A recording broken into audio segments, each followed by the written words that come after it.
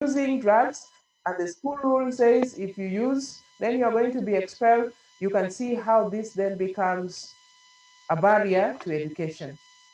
So we are also aware that early initiation of alcohol and substance use becomes a public health concern because it's going to affect the physical, mental, and also social well-being of a young person.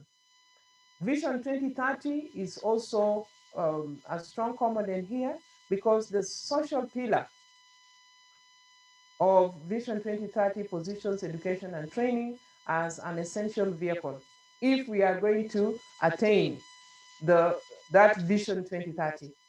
And then the third medium-term plan also brings out the issue of drug and substance use as one of the challenges that will hinder achievement of globally competitive education, training, and research for sustainable development. So still in the Ministry of Education, they have the National Education Sector Strategic Plan. And this strategic plan has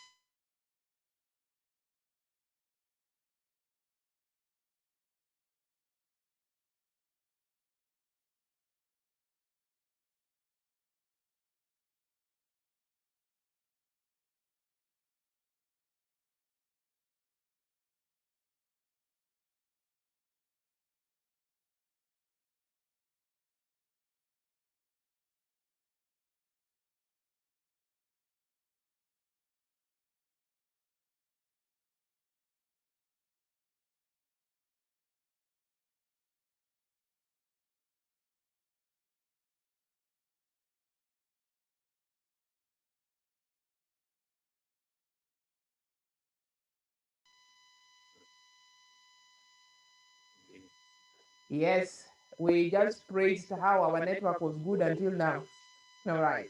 Yes, so I was saying we have also integrated these themes in the competency-based curriculum with the KICD.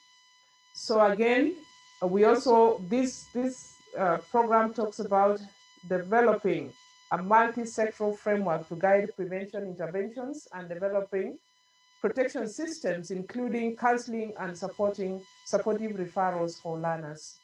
So those are some of the things that made it very possible to entrench this. Then the National School Health Policy of 2018 also talks about non-communicable diseases. And we know that when we talk about um, alcohol and tobacco contribute significantly to the non-communicable diseases. So that means that here, capacity building, availability of guidelines and standards on promotion and prevention and treatment and rehabilitation of persons with mental, neurological, and substance use disorders. So that also becomes a component. Then there is the situational analysis on the education sector, and that talks about retention rates. You can see retention rates at 86% with completion rates at 84.2%, and they are aiming at 100%.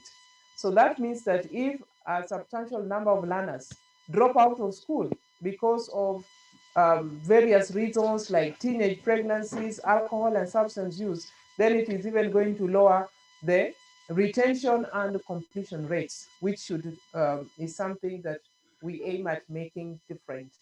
We also know that the surveys are already spoken about this, and please, I would urge you to look at these surveys. So we have from the secondary school survey shows that the age of onset is 11 years.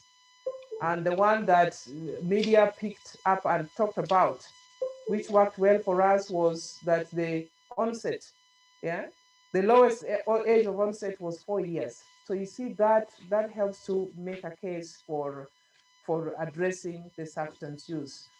So from the secondary school survey, the prevalence, the prevalence of use we have already talked about. But now when we come to common sources, the common sources are kiosks and shops which are near schools. And remember, these are reports from the learners themselves. So bars near schools, from friends, bought from other students, and also school workers. So that gives us opportunities of what to address.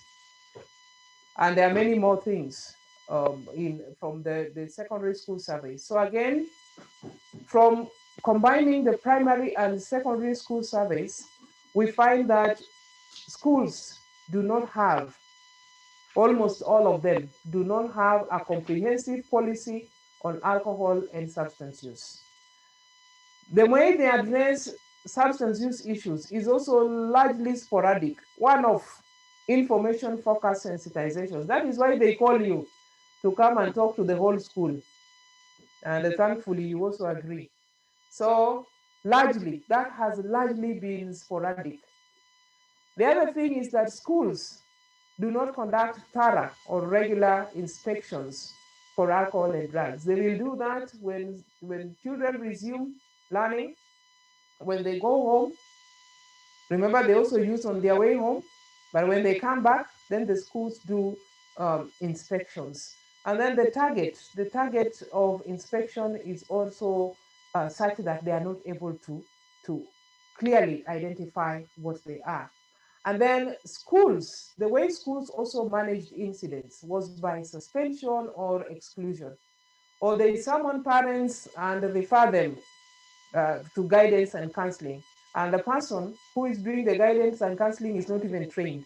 So it means that generally, maybe, I don't know what else they would be doing, but it would not be the counseling as we know it. So what schools have also been doing is they will kind of summon the parent and say, you know what, drugs are not allowed, and you know this is also a criminal offense. So you choose. We either take you to the police station or you take them to another school. What they don't realize, as they release others to other schools, they also receive those ones who have been released the same way. Yeah. So part of the recommendations from the Nakada survey was that there is need to develop a school substance use policy. Then there is provision of a positive school climate and also inclusion of alcohol and substance use prevention content in the curriculum. So number 3, we have already addressed or continue to address with the KICD, and then promotion of a positive school climate is also going to be supported by the guidelines. So this forms the basis of why we were doing the guidelines. And we know that one of the reasons that learners are out of school is because of substance use and mental health related challenges. School administrators also have a challenge in managing alcohol and substance use incidences, and that is why then they will tell you how there is a big issue in the school. But sometimes I know George Casera is here. There was a time we had conversations with certain schools that how about doing some mini survey so that we know what are the exact challenges in that school. Some of them actually grew cold feet because they would want you to come and speak in general, but when now you want to find out the real issues, then now they think now that is too much. We are not quite ready to deal with that. So the way they address the challenges is also um, has been sporadic because of lack of guidelines and also capacity to be able to do this. The UNGAS 2016, another document that we refer to a great deal as Nakada, recommends increase in availability, coverage, and quality of scientific evidence-based measures and tools that aim at reaching in school youth. So there are many other recommendations, but with regard to this, there is need to address the in-school youth. The purpose of this document is to provide a framework to guide interventions in basic education institutions.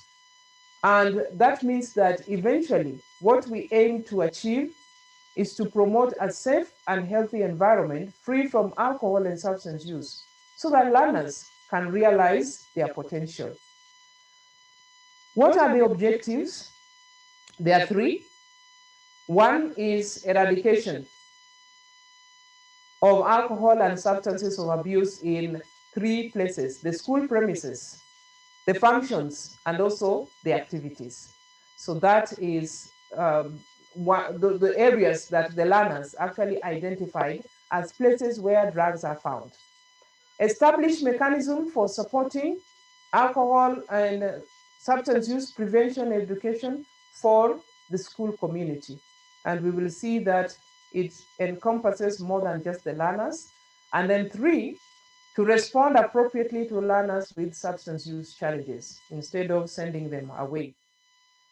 So the scope, so that we can respond effectively to the substance use issues in the schools.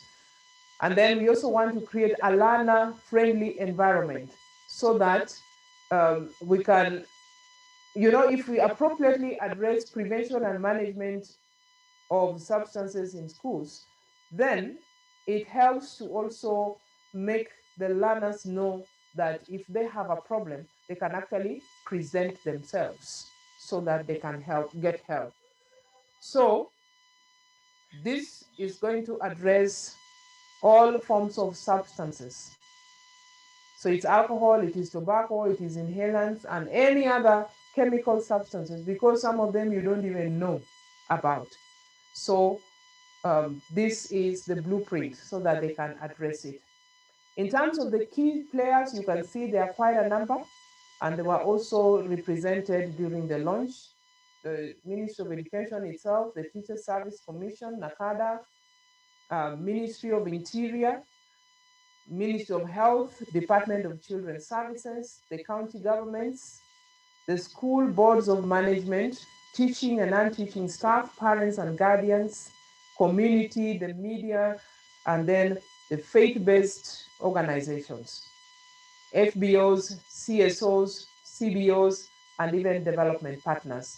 So that means that all those organizations that have been going to schools or addressing prevention in schools need to be guided. They need to know about this document and the fact that this is the direction that we are taking.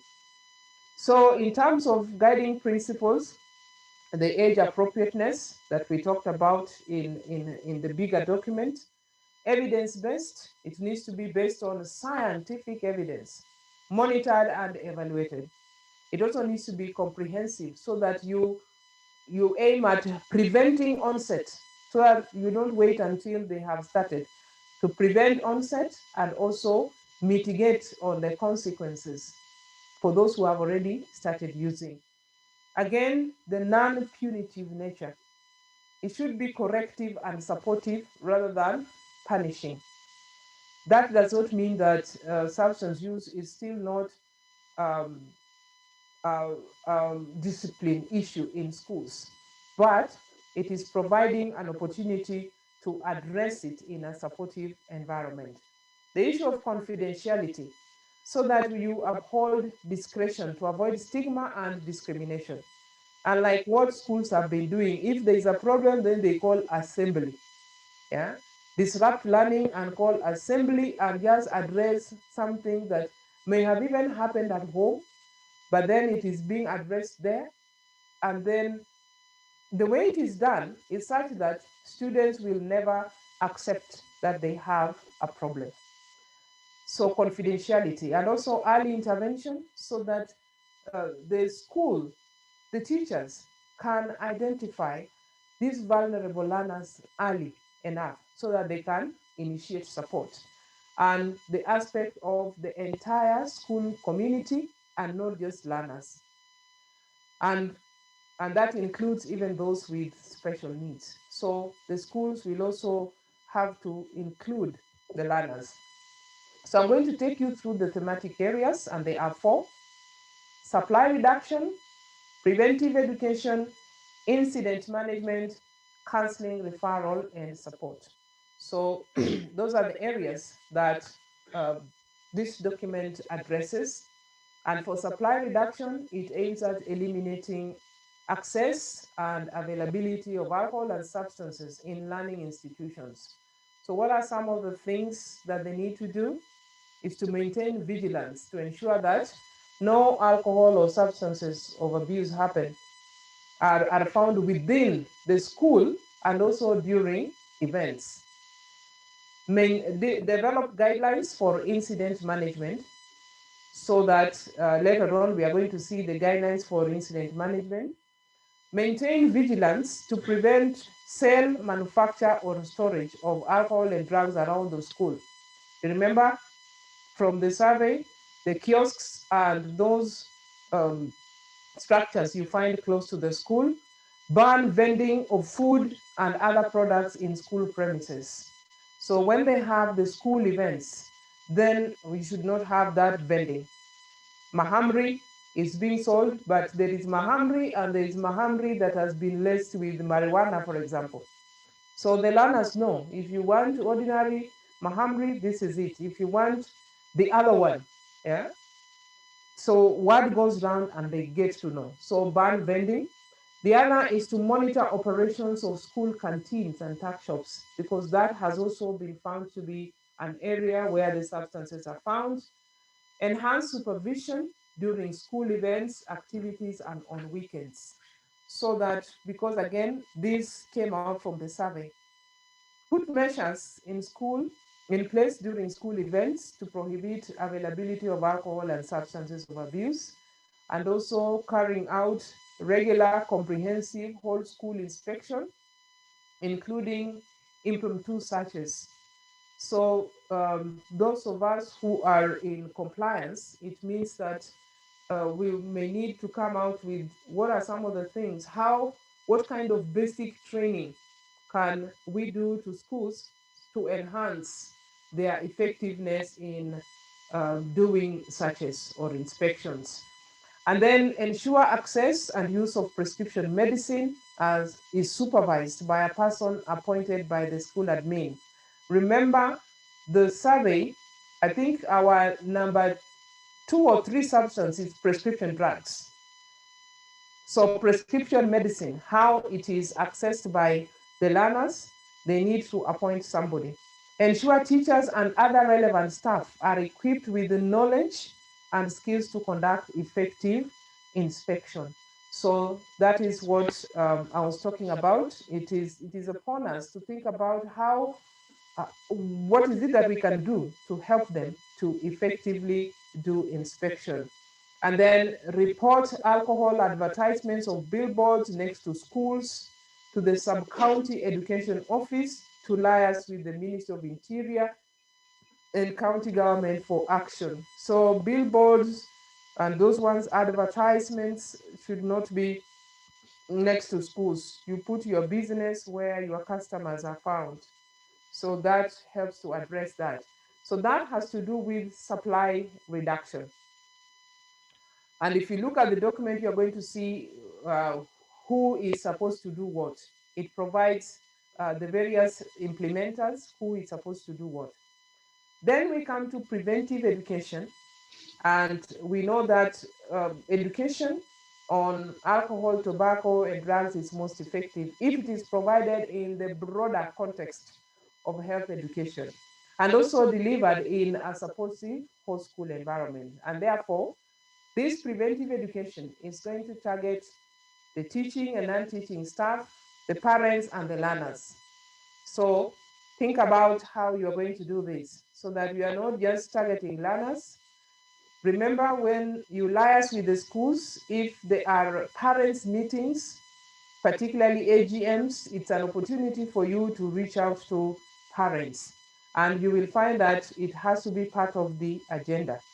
And then the teaching and non-teaching staff. So what should learning institutions do to ensure that both teaching and the non-teaching staff are sensitized about their role in prevention and management of alcohol and substance use?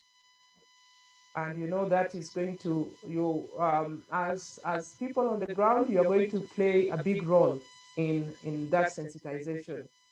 Teachers to be trained to facilitate early identification of mental health problems. You know that that is also in our strategic plan. So that should be done in collaboration with Ministry of Education. It may not be happening soon, but after we have had a clear arrangement then that should be done. Parents are sensitized on the role of parenting in prevention of alcohol and substance use. That is, it's already an activity you had begun, so it needs to be ongoing.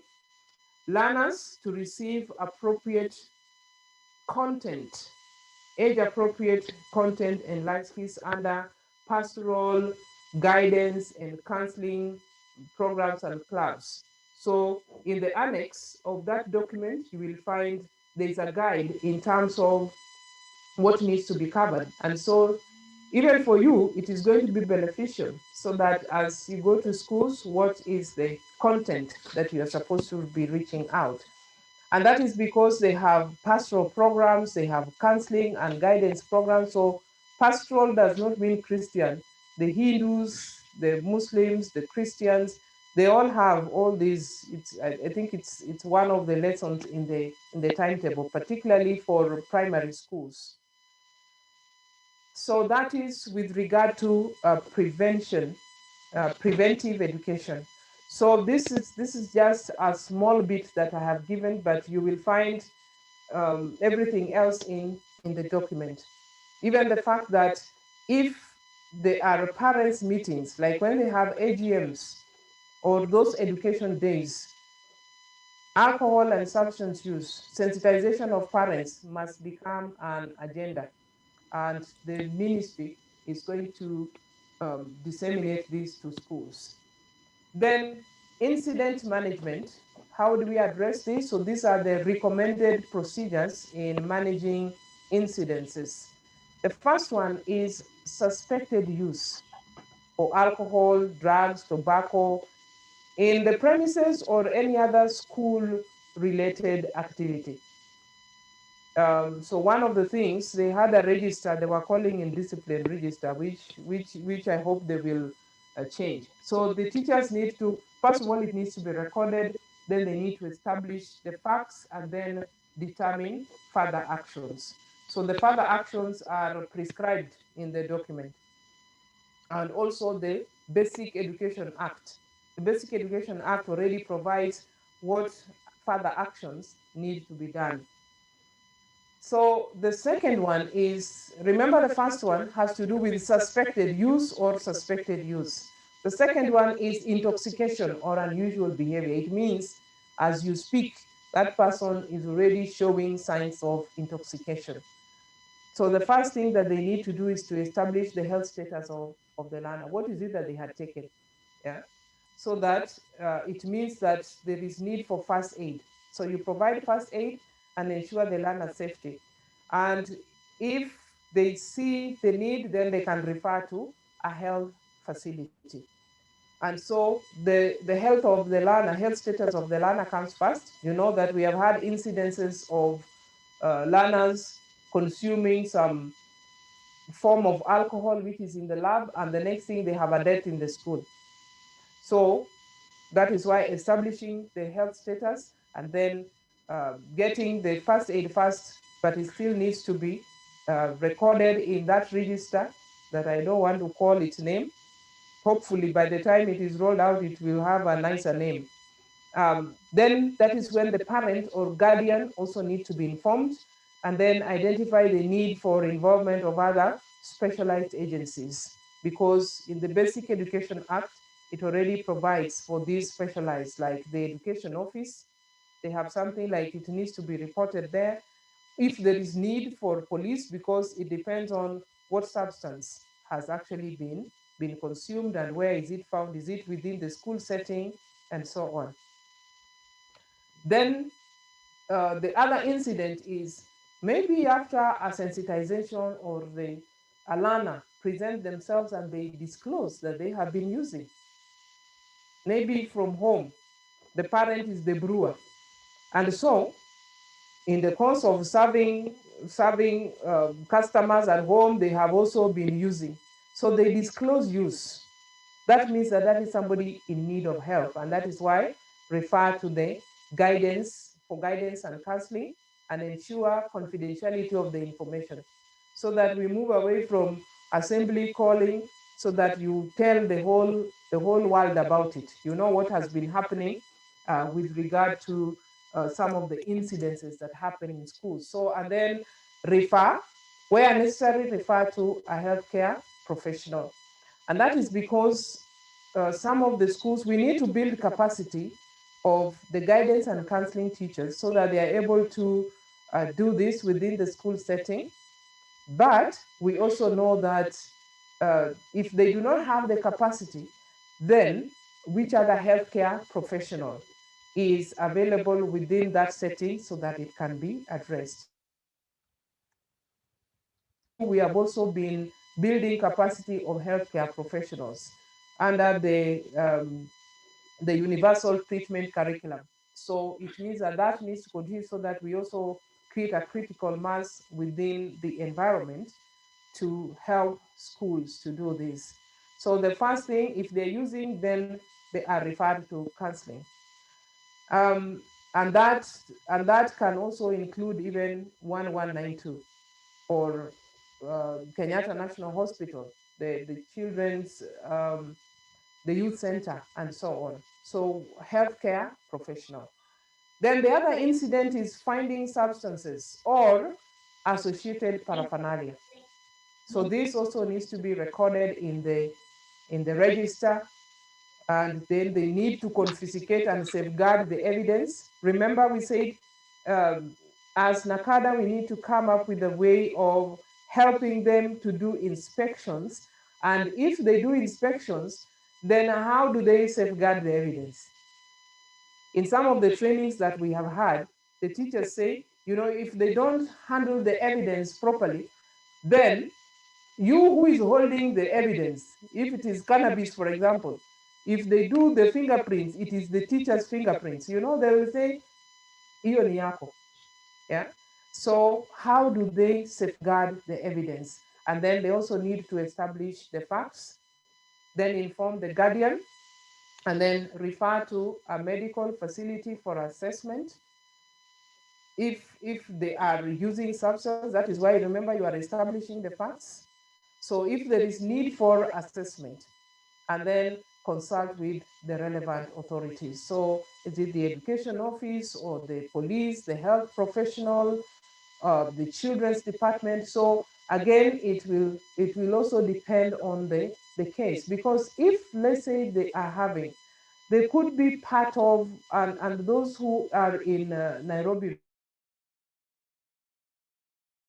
will remember from some of the trainings we had with the schools when we were doing the school-based prevention before we did the LST. And some of them said some of the children, they have, they are kind of like part of a gang, so that they are selling. They are supposed to be selling. Yeah.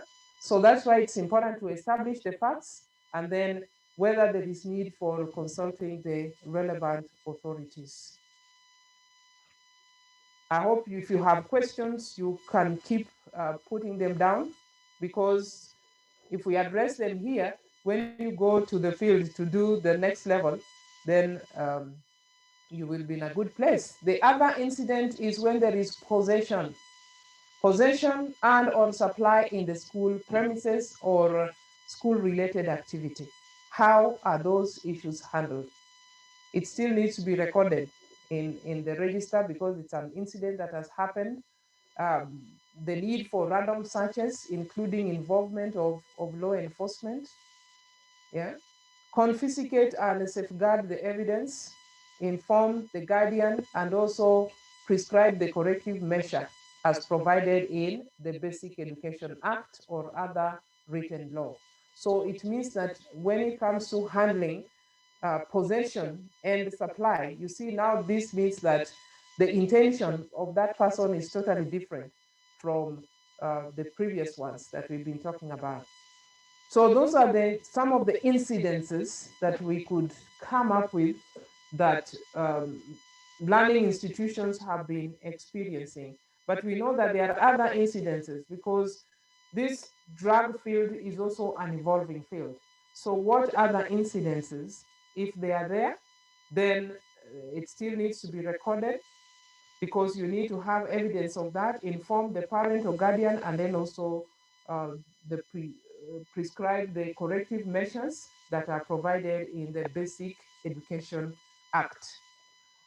So the last thematic area, and that is on counseling, treatment, and support, so that we ensure that learners who are experiencing problems with drugs or other problem behaviors can recover from this.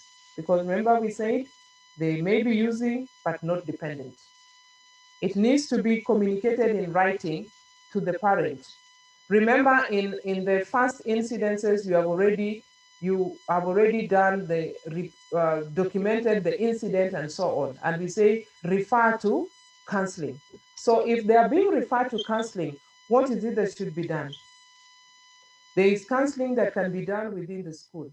But if now they need more than what the school can do, communication in writing to the parent for the need for counseling or treatment. And then seek progress report of the learner from the mental health service provider. Because now it is something that is outside the school outside the school environment. They may need to provide medical leave. They call it medical leave from the school on recommendation by the medical professional to allow the learner to enter into intensive therapy program. So it means that now that is somebody who requires inpatient. They require inpatient and therefore give medical leave. So that means that if they're given medical leave, they can go and access treatment, and then they can then return to school. So that is why there is need to have the progress report, so that even when they come back, you want to monitor learner abstinence through random testing and such. So you can see now where testing is coming in. So it means that there will be, uh, you know, aftercare. Part of the aftercare program then means that the aspects of testing also comes in. All right. So this document discourages testing in schools as has been happening. So it has to be linked. You can see that's already linked to a specific program. Because remember, initially the school would address this as a punitive approach. So also helping the learner to resume school, because keeping them in school will also help them become better members of the society.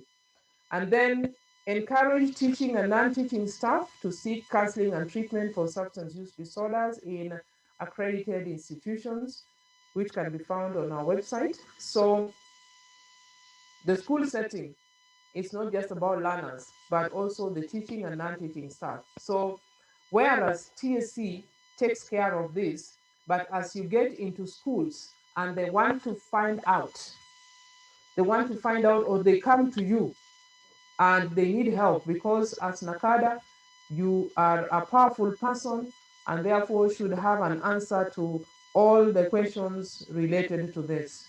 So there is the Teacher Service Commission. They also have their program, and that is why they are part of this. But the non-teaching staff may not be part of these other programs, so they need to also get help, including 1192 for counseling and also referral. I hope we do counseling and not just, when we are out there, we talk of for counseling. The good thing is now we also have counselors within the region. So how you are going to help and give referrals is going to be upon you as people who are responsible and are in a powerful position to help. And then for learners, maintain records of learner progress and also ensure confidentiality. So that is the whole purpose of the counseling, treatment, and support. So here the focus is on learners. I understand when learners also register with NHIF, because it's a requirement, NHIF, I hope, should be able to also address this. Maybe Director, you will let us know at question time. Then management. Now we are looking at chapter 4, which is implementation and monitoring and evaluation framework. So in terms of management and coordination, Ministry of Education is the overall coordinator of these guidelines. So they have the various directorates that participated, and then they also have Directorate of Quality Assurance and Standards that is responsible for enforcement. And I think all these are cascaded up to the sub-county level. Nacada will support implementation of strategies in the guidelines, because remember, we are the ones who know, the experts who know what needs to be done. We have the BOMs, boards of management. They shall also implement the guidelines at the school level, because they're the ones responsible for, I'm trying to look for the word, that they are responsible for management of schools. So specifically, the Ministry of Education is to mainstream alcohol and substance use in curricula or co-curricular activities. So for curricula, we are working alongside KICD. Promote implementation of a whole school approach to drug use prevention, including the school policies and positive school climate in learning institutions. So you will find that the school rule, there is only one component of the school rule that says drugs are not allowed in the school. Drug use is not allowed. If you are found, we are going to expel. Although I was told the school where my son goes to, they said they did not have that, because the motto of their school is to use common sense. So common sense encompasses not being allowed. But then, if that is what the school rule says, then what is it that they are going to be telling the learners? If you are broadening how you are addressing substance use within the school. So that whole school approach means that even the school regulations may have to be relooked into. Facilitate early identification, counseling, delivery of interventions, and referral for students with problem behaviors. So they should also do that. And then facilitate training and support to educational personnel to ensure capacity to control and manage alcohol and drug use incidents. So they are facilitating the training, but the training is being done by us. So we need to be cognizant of that. But as much as possible, we want them to be on the driver's seat. Facilitate the dissemination of the guidelines to all stakeholders at all levels. Collect and share data on alcohol and substance use related issues with other ministries and Nacada for decision making. And you're going to see we have a tool for this. Develop and coordinate the implementation of action plans for implementation of these guidelines. And take note of this: vet all individuals and organizations who intend to implement various programs or offer drug counseling in schools in collaboration with Nacada. So if you hear other Nacadas on the ground, then it is important that even as you reach out, because they will reach out to you, and they need to know that vetting needs to be done. So that is Ministry of Education. TSC is to take action against teachers implicated in trafficking and sale of alcohol and drugs to school-going children, because even our own survey showed that teachers are part of the traffickers. Support teachers with substance use disorders so that they can receive counseling, rehabilitation, and aftercare services, and also support capacity building for teachers in line with these guidelines. You're already aware the nexus between Ministry of Education and the Teachers Service Commission. They are the owners of the teachers. So that is why they are support capacity building. The role of Nacada. So here you are. Promote implementation of evidence-based interventions that seek to modify the risk and protective factors at school, family, and community levels.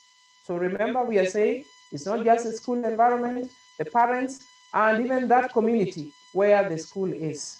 So that is your role as Nacada, to strengthen the capacity of stakeholders to control and manage alcohol and drug use incidents in basic learning institutions, to develop and disseminate age-appropriate information, materials, IC materials for learners, parents, and teachers. So that is that is the role of Nakada, and you know that it is broad enough. We have the Ministry of Interior, collaboration with county governments towards closure of kiosks and vendors operating next to schools. Supply reduction is their role. Collaborate with county governments to ensure implementation of legal frameworks to deter establishment of structures, either that are manufacturing, storing, selling alcohol, tobacco, and other drugs in and also around basic learning institutions. And then support schools in handling incidences that relate to illegal drug possession through the NGAOs and also the local security agencies. So that's where they come in. Still on interior, promote public awareness within the community on harms caused by alcohol and drugs, and encourage child protection through barazas and other community fora, which you also ride on, and create a safe environment in the community by ensuring arrest of those selling alcohol and other drugs to children. Next, we have the Ministry of Health that support implementation and integration of mental health education programs in all learning institutions. Remember, they have the school health policy, and ensure child and adolescent friendly services are available at all medical facilities for school children with mental health and alcohol and substance use related disorders. Remember, the rehab facilities are not meant for adolescents or children. If you go to those places, you know that the main people that are targeted there are children. I mean, are adults, not children. So Ministry of Health also needs to, so that we don't just talk about KNH, but in your regions, what other facilities? Do they have child-friendly facilities that then schools can refer learners who require that kind of help? So that you can establish from your end also. County governments have a role in instituting and strengthening policy and legal frameworks to deter establishment of these structures next to learning institutions. Remember, this is implementation of the 300-meter rule. And then deter establishment of advertisements and billboards next to schools, because they are the ones who also um, they are the ones who are in charge of advertisements. You know, people pay for those billboards. So it is them. Promote, including that one on Nyayo House. Yes, Nyayo House. Yes, the Nairobi region, the one on top of Nyayo House that is advertising. GPO. Yes, Johnny Walker. There is one that is advertising Johnny Walker up there. Okay, promote public awareness about health consequences, addictive nature, and consumption of alcohol, tobacco, and other drugs, as provided in the ADCA of the counties. Then we have the BOMs in the schools. They need to develop guidelines for incident management for staff, parents, and visitors in the school. That is because BOMs have also employed teachers that are not under TSC. They're the ones who have employed non-teaching staff. So that is why they need to develop guidelines for incident management. And it is you, the people in the region, esteemed people in the region, who will also help them with these incident management guidelines. And then promote implementation of these guidelines in their schools. They need to strengthen referral mechanisms to support learners with substance use problems, and also ensure that alcohol and substance use prevention is an agenda in the annual parents' meetings. So that is also an opportunity for you to know when these meetings are held, so that you can become part of it and address it. Then we have the school administration to implement these guidelines to ensure prevention and management of incidences in the school, maintain vigilance to ensure that there is no alcohol or substances during school activities and events, because the host school takes a lot of responsibility when it comes to when they have these kind of events. So whether it is those science club or any meetings that involve more than one school has been found to also contribute to that. Maintain vigilance to prevent manufacture, storage, or sale of alcohol or drugs or advertising of the same in establishments around the school. I hope you know that even learners can manufacture this. You remember anything that can ferment, bananas, even in the lab, they can come up with their own. Facilitate preventive education for the members of the school community, that is the staff, the learners, and the parents. Then we have the role of parents, guiding child's development to avoid alcohol and substance use, maintain their child's progress in monitor their child's progress in school, and also support their involvement in co-curricular activities. That energy needs to be expended somewhere. Monitor their children for early identification of substance use and also behavioral problems.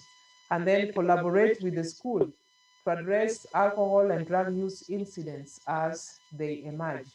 So you know that there's been a tendency for parents, once they are in school, then now they forget about their role. And our survey also shows that I think more than 35% of initiation is from schools. I mean, it's from the home environment. Then we have the community, that community around the school, and you will also see on the definitions, we define what a community is. Should be able to report to security agencies cases of people in the community selling alcohol and drugs to children. And I would say the community around Kisi, they still call me to date because of the number, my number that was given during the positive parenting when Esther was doing I guess IFM, they still call up to now. So it means that they are concerned about the community, you know, reporting cases.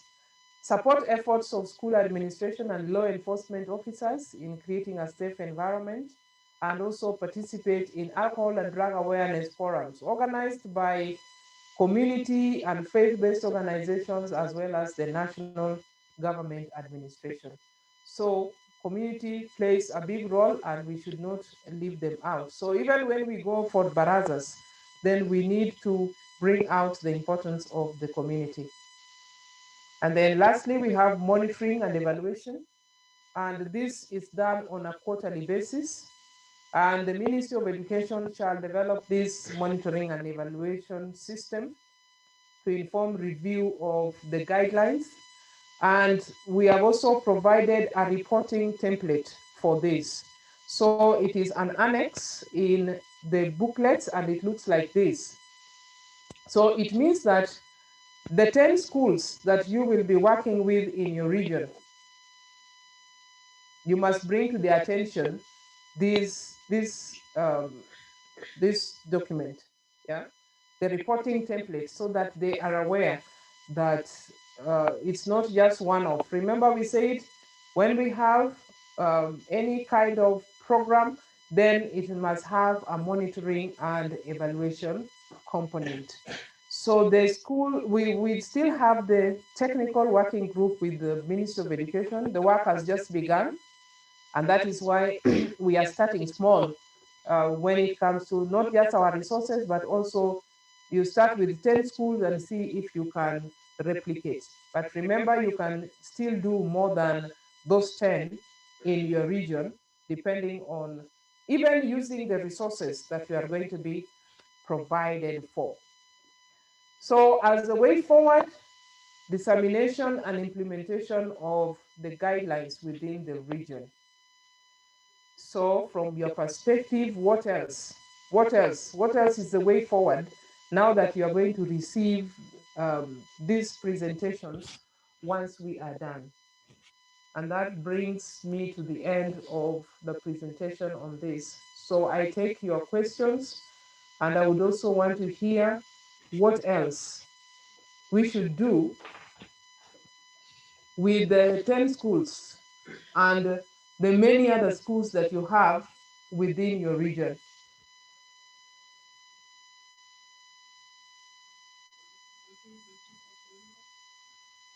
Okay. Yeah, good.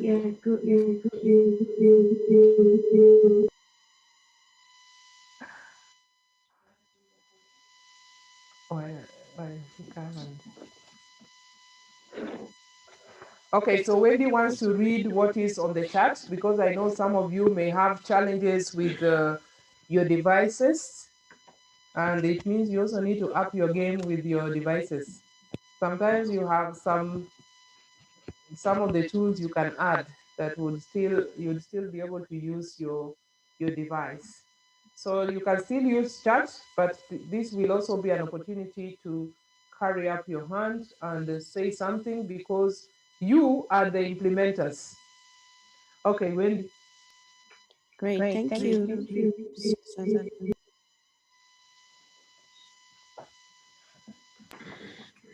Sorry, team is dealing with echo.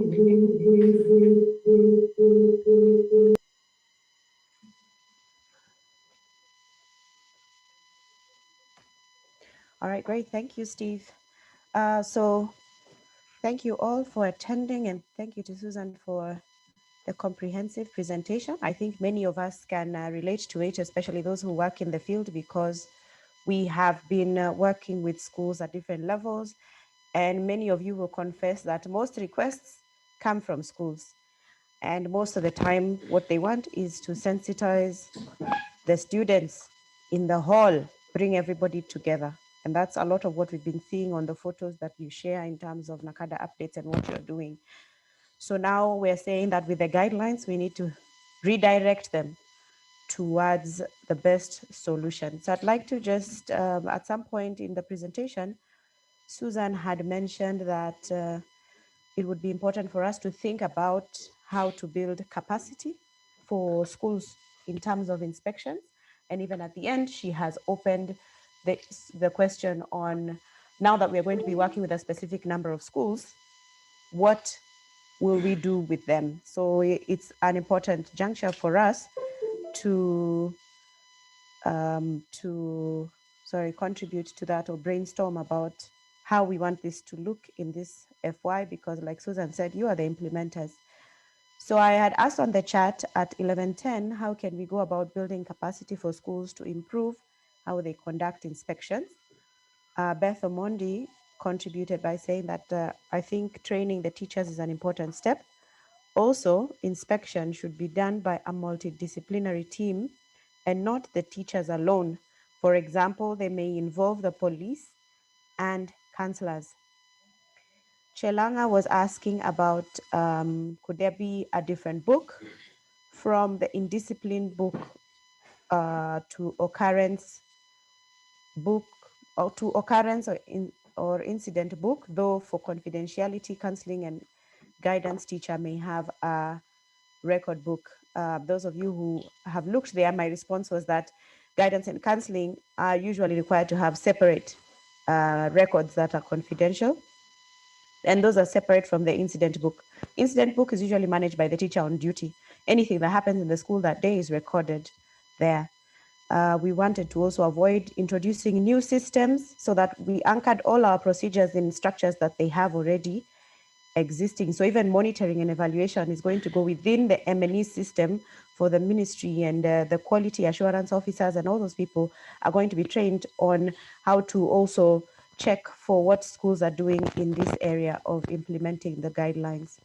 Mwaliko contributed by saying that all guidance and counseling teachers should be adequately trained, and refresher course should be done periodically to discuss and chart way forward in handling ADA issues, discipline, and trafficking of substances in schools.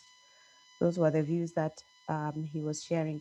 And you will note that in the presentation, Susan said that that is our biggest role as Nakada, to facilitate capacity building because we are the experts in the area. And so we'll need to reach out to those who are in the schools already, but even those who are in training, so that by the time they're joining schools as teachers, they have the requisite capacity to address issues of drugs. Casera says, thank you, Susan and Wendy. Maybe we can also involve school administrators, MOE, TSC, etc., to share the same with them. This is basically to seek their support on the ground. For sure, Casera, that is an important thing that we need to consider, because to be able to access the schools, we need these administrators. And a lot, I think almost every regional director of education and the county director of educations were there. And so we need to cascade also through the ministry in our levels, in our regions. We need to be buddies with the regional office of education and the county offices of education, so that even when they have their meetings and forums, we can use those as forums where we disseminate this information and help them understand the guidelines and what they ought to do. And yes, they work together. There's the MOE system and the TSC system. And thankfully, all of those are aware of the guidelines because they were invited and most attended the launch as well from both MOE and TSC sides. Lucy says that the presentation of the guidelines is very insightful in addressing substance use prevention in schools. For the 10 schools we should engage, can they be a mix of both primary and secondary schools? Teresa says, thank you for the wonderful presentation on the two documents. We are well informed. All right, so we need to do a little brainstorming in terms of which schools to engage and what activities to do. There's the aspect of capacity building on guidance and counseling, capacity building on inspection, and a dissemination of this information by involving also the school administrators. So thank you. You're welcome. I think there's a hand raised. There's a hand raised. Beth Omondi has a hand up. Beth, you may go ahead. Okay, thank you, Wendy. I just have a question, or is it a concern? Because during the previous training, the one that we've just had, I think one of the dons in school and when you are learning about the guidelines was that what doesn't work, that part in school, was that testing was one of the things that don't work. So I think there is, in my view, there is a very thin line between testing and inspection. So my concern is, if testing doesn't work, why is it that inspection is very important and you're giving it like more time? We are brainstorming it, you're actually focusing on it in this training. Okay, thank you. Thank you for your question, Beth. Well, usually we say drug testing on its own does not work. It needs to be part of a complete program. Inspection and testing are two different things. Inspection is about possession. How do we verify that there are no substances within the school? They could be on the person, they could be in their property, they could be on the school property, hidden under desks, in the toilets, in the dorms, you know. That is what inspection is about. When schools open, kila mtu fungua suitcase. Tunataka kuangalia nini kwa bag, nini kwa suitcase. And some of the teachers were even saying in some school, they checked everything and the student was holding them in the hand. Weka mikono juu, ameweka mikono hivi, na kumbe amefinilia bangi yake hapo, but you don't check the hands, you know. So inspection is about possession, which is in line with making sure that we do not have the substances in the school. Testing, on the other hand, is about testing the person. You know, you're testing the urine or you're testing the blood to see whether the person has consumed. And so at the point it was put, it was part of our program, and therefore it's not that sometimes like what schools do is that they'll chase the kids, write letters, you know, and tell the parents, take them for testing at KNH or take them for testing wherever it is.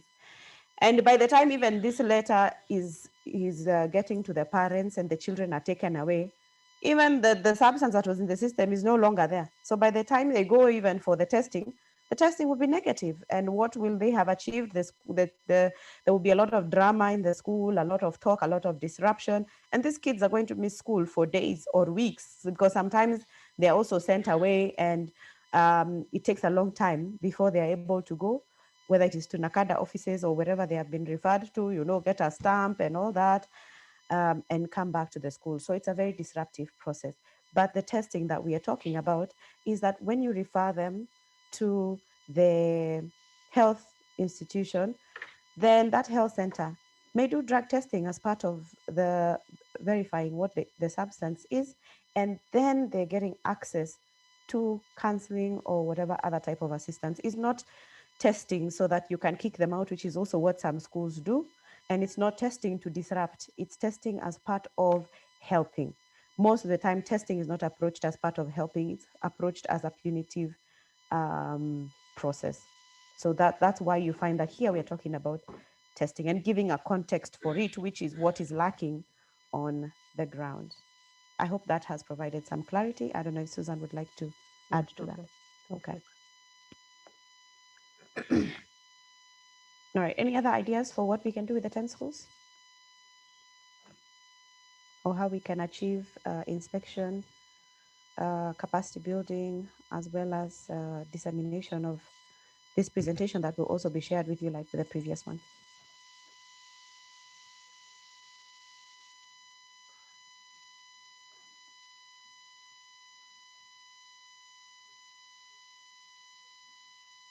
Okay, so what do you want to do? Because Lucy asked for the 10 schools, should we engage?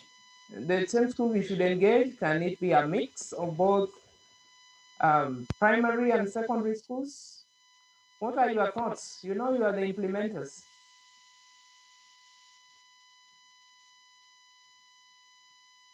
Because remember, LST is targeting primary schools, and so primary schools are the ones that,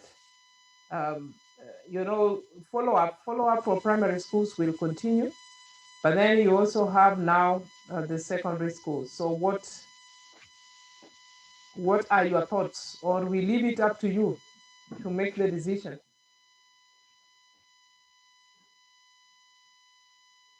So the school guidelines, basically, I think at this point was targeting the secondary schools. But again, like I said, you have 10 schools. But again, if you have them within a vicinity that you can use the same resources that you have to reach out to more than the 10, then that is okay. If you spread again too far, then it means that your resources, you may be struggling to even reach the 10. Okay, so that could be the challenge that you're going to have. But basically, the target was primary, was secondary schools. And then remember, you are starting with these 10, but as we continue to engage with Ministry of Education, it's supposed to reach all schools across the country. That was why we were even doing a lot of engagement with them and having the buy-in and so on. So there is still a lot of discussion to be done, but we need to start somewhere instead of just waiting along. I can see Esther is asking, the concern is the age suitable information for schools. LST, our cohort is now in class 7. Yeah, so the ones you started, but remember, you haven't taken them through the program. Or if they had started, then it means they need to finish. Okay, if they had started, then it means that they need to finish. So we can have that discussion on the side with regard to the schools. Had they started? Because if they had started, then they need to finish. If they had not started, and you know the challenges that now we have with, is it 2020 or 2021 that is beginning? Yes, term 1 2021 is beginning, and I think it should end somewhere very close. So those are challenges that uh, comes as a result of COVID. But let us address that as getting more information in terms where you are at. But remember that the ones who were in class 5 previously and continue to the subsequent classes will, whatever they had learned, they will continue to work with. Okay. So if we don't have any questions, it means that people in the regions as implementers, you are now okay, but we can also still engage even beyond this. The important thing was to share this with you so that you know that this is what you will be using as alongside the documents. The regional, they call them RDEs, regional directors for education, and the county directors will receive these documents from Ministry of Health.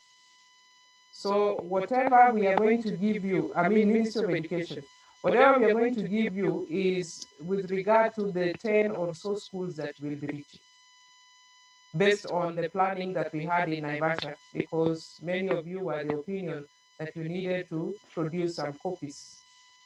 Wewe ni watu wa analog, mnapenda hard copy, kwa mtapata hard copy. All right. So if there is nothing else, I think we are also kept time. It was meant to have ended by 11:30, and we have done well. I would want to give it back to our director. I think there was a question or some of the comments that have come up, she can also respond to. Back to you, director. Thank you so much, Susan and Wendy and the whole team. The comment I would make is I think you referred to NHIF. NHIF right now is in the process of restructuring, sort of, some of the areas that they are covering. And we are lobbying for them to ensure that substance use disorders and even just substance use interventions are one of the key areas that they cover. So pray with us so that this actually goes through. Mine is just to say thank you so much for breaking down clearly both guidelines. I'm sure even as the region staff hit the ground, you're now more empowered to communicate clearly on what the different guidelines ensure. As Susan mentioned, we are the technical people according to Kenya, so they look up to us. And the guidelines are there to ensure that no quacks are in schools, no quacks are going around pretending to offer prevention interventions. Let's protect the territory so that whatever our clients or Kenyans get is in line with what our mandate is. Sorry for that. So up to there, thank you. And let's hit the road. Asanteni sana. Thank you, Director. Thank you, everyone. You can turn on your cameras so that we do our screenshot.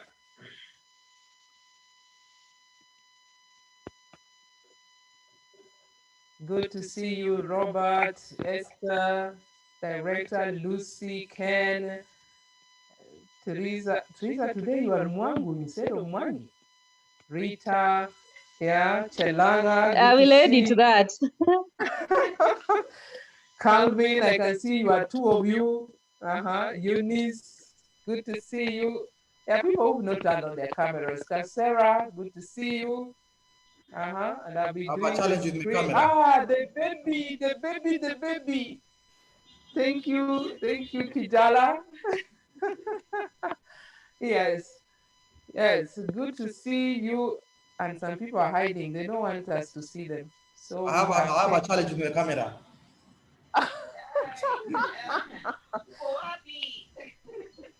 Yes, but we know you are there. Okay. Yeah. So have a good day, people, and have a blessed weekend. We'll be sharing. The reason why I had not shared the documents is because there was a delay in bringing all the copies by Jomo Kenyatta Foundation. So we hope they'll be inspected today so that then we can dispatch to MOE. And also, yes, the one behind Robert, I have taken note that you are present. That is, I can't tell if it is Nancy or I can't tell who that is. Yes, so that's Jemima. oh, okay. So we will be sharing in due course once we get. But remember, for the education people, they will receive their copies from ministry who want to do protocol of sending a circular and the materials and all that. So we will just be patient with them because we know that we are just the midwives. They are the people who are responsible for this. So thank you so much, everyone, and have a good day and a blessed weekend. Bye-bye. Thank you.